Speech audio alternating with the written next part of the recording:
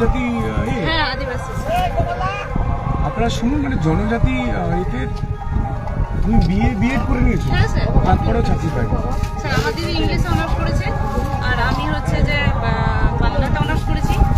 দিদি হচ্ছে যে পিজি করেছে, আর আমি হচ্ছে যে বিএড করে এখন স্যার বেকার। স্যার দেখবেন, আমরা তো আপনার পাশে আছি, আমরা স্যার একটু দেখবেন আমাদের দিকটা। আমার বাবার দিন মজুরি স্যার, মানে ভীষণ কষ্টের মধ্যে আছি, এত কষ্টের মধ্যে আছি মানে বলার মতো নেই স্যার। আপনি যেরকম দাঁড়িয়ে কথা বলবেন স্যার, এটা বুঝতেই পারিনি। আমি ভাবলাম হয়তো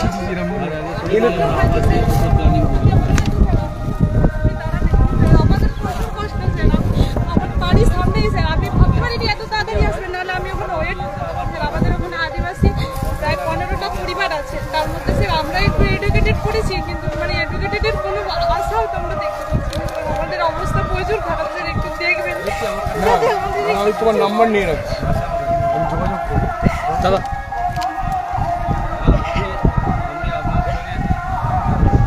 তোমার নাম্বার নিয়ে রাখছি, ছায়া দিলাম।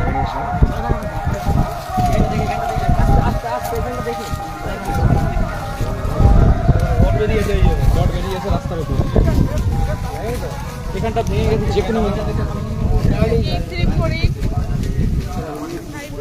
সাইডে যাবেন না।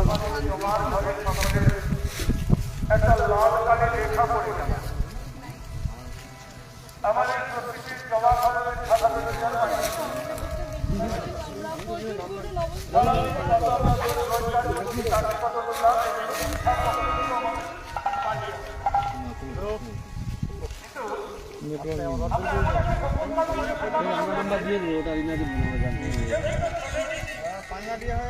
আমি নিজে নাম্বার তোমার দিলাম, ঠিক আছে? আমি দেখো ভোটের আগে কোনো মিথ্যে প্রতিশ্রুতি দেবো না, যে ভোটের এখানে ভোটের রাজনীতি আমি করতে আসিনি, আমি কোথাও কোনো মিথ্যে প্রতিশ্রুতি দিইনি। এখন এ ভাই পড়ে যাবি, ধস নেমে যাবে। আরে পড়ে যাবি ভাই, একদম এখানে একেবারে নিচে। কি নাম তোমার? বিনা নাই। আমি নাম্বারটা রেখে দিচ্ছি, আমি ভোটের পরে তোমার সঙ্গে যোগাযোগ করবো। হ্যাঁ নিশ্চয়ই।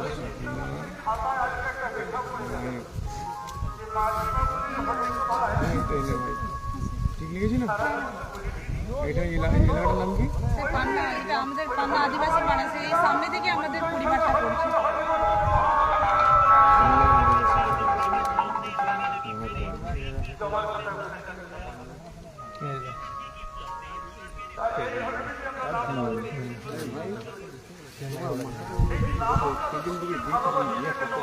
গলা